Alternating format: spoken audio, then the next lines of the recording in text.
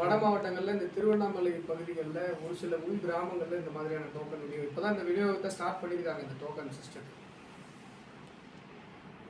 மக்கள் இந்த மாதிரியான போலி டோக்கனுக்கு ஏமாற வேணாம் என்பதையும் நாங்கள் தெரிவித்துக் கொள்வோம். இந்த மாதிரி டோக்கன் திமுககாரன் கொடுத்தாங்கன்னா கிழிச்சு மூஞ்சில் கிடாசு.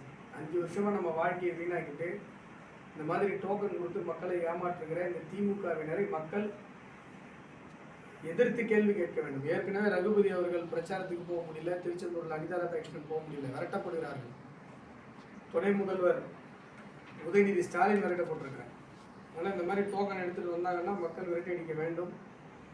நாங்கள் கையும் களவுமா பிடிச்சி கண்டிப்பாக தேர்தல் ஆணையத்தில் ஒப்படைப்போம். பாஜக இதை தேர்தல் ஆணையம் உடனடியாக நடவடிக்கை எடுக்க வேண்டும். இந்த ஊடகங்களுடைய கவனத்திற்கு கொண்டு வர வேண்டும். தேர்தல் ஆணையத்தினுடைய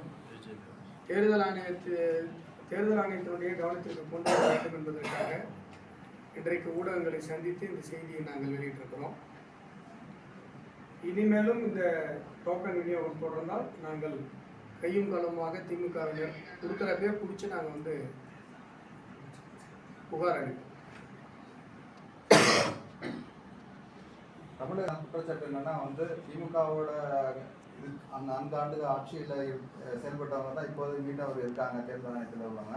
அதனால் அவரோட செயல்பாடு எப்படி இருக்குன்னு நினைக்கிறீங்க? புகார் கொடுத்தாரோம் இல்லை, பல இடங்களிலும் இந்த பிரச்சனை இருந்துகிட்டு இருக்கு. நீங்கள் உதாரணத்திற்கு காவல்துறையினுடைய செயல்பாடுகள் திருப்திகரமாக இல்லை.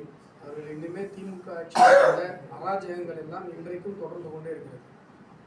நீங்கள் சொன்னது போல தமிழகத்துடைய தென்பகுதியில் பதநீர் இறக்குகிற ஒரு தொழிலாளி கல் இறக்குறாருன்னு சொல்லி குற்றம் சாட்டப்பட்டு துப்பாக்கியால் அவருடைய 2 கால்களிலும் சுடப்பட்டுறாரு. நல்லா யோசிச்சு பாருங்க சார். கள்ளச்சாராயம் காய்ச்சலனுடைய நகத்தை கூட இவங்களால பிக்க முடியல.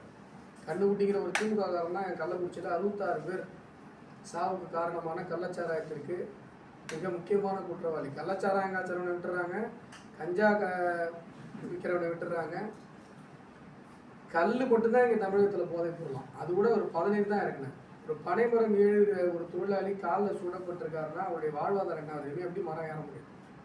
இவ்வளவு திமிர்த்தனமாக காவல்துறை நடந்து கொள்கிறது என்று சொன்னால், அதுவும் எலெக்ஷன் நேரத்தில் கூட 51 காவல் நிலைய மரணங்களை கண்டுகொள்ளாத ஸ்டாலின் அவர்கள் தான் காவல்துறையினுடைய இந்த திமிர்த்தனமான போக்கிற்கு காரணம். இப்போ பல இடங்களிலும் காவல்துறையினர் அவர்களில் தான் இருந்துகிட்டு இருக்காங்க. மற்ற அஃபீஷியல்ஸ் அவங்க தான் இருந்துகிட்டு இருக்காங்க. அவங்க தான் ரிட்டர்னிங் ஆஃபீஸர்ஸாக இருக்காங்க. முடிந்த அளவிற்கு தேர்தல் ஆணையம் அதிகாரிகளை மாற்றி இருக்கிறது. இன்னும் கூட தமிழகத்தினுடைய எல்லா ரிட்டர்னிங் ஆஃபீஸர்ஸும் பல இடங்களில் மாற்றப்படணும் அப்படிங்கிற கோரிக்கை எழுந்து கொண்டு தான் இருக்கிறது. இந்த டோக்கன் விஷயத்தில் தேர்தல் ஆணையம் உரிய நடவடிக்கை எடுக்கும் என்று நாங்கள் நம்புகிறோம்.